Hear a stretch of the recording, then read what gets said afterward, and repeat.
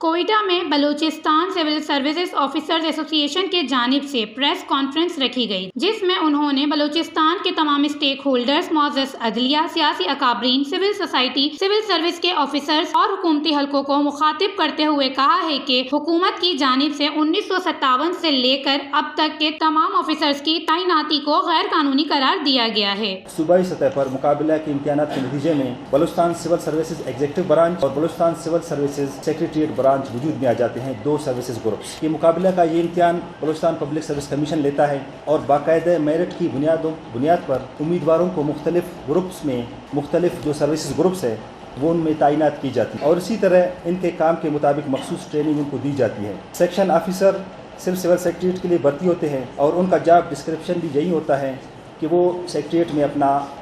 کام انجام دیں، اور اسسٹنٹ کمشنرز فیلڈ کے لیے بھرتی ہوتے ہیں اور مذکورہ دونوں سروسز کے آفیسرز کی ٹریننگ، فیلڈ اٹیچمنٹ، محکمانہ امتحان وغیرہ سب کچھ علیحدہ ہے۔ دیکھیں، اس وقت جو ہم لوگوں نے ایک احتجاجی عمل شروع کیا ہوا ہے، ظاہر ہے ہمارے جتنے بھی ڈسٹرکٹس ہیں، ریونیو اسٹاف، ہمارے پٹوار ایسوسی ایشن اور دوسرے ہمارے آفیسر صاحبان ہیں، وہ سارے اس وقت احتجاج سراپا احتجاج بنے ہوئے ہیں۔ یہ احتجاج 3 دن کا ہے، آگے کے لیے ہم لائحہ عمل طے کرنے جا رہے ہیں۔ ظاہر ہے یہ 3 دن جمعے تک ایکسٹینڈ ہے، اس کے بعد ہم گورنمنٹ کی رسپانس کو دیکھ کر آگے کا لائحہ عمل طے کریں گے۔ آپ نے بڑی اچھی کویشچن پوچھی۔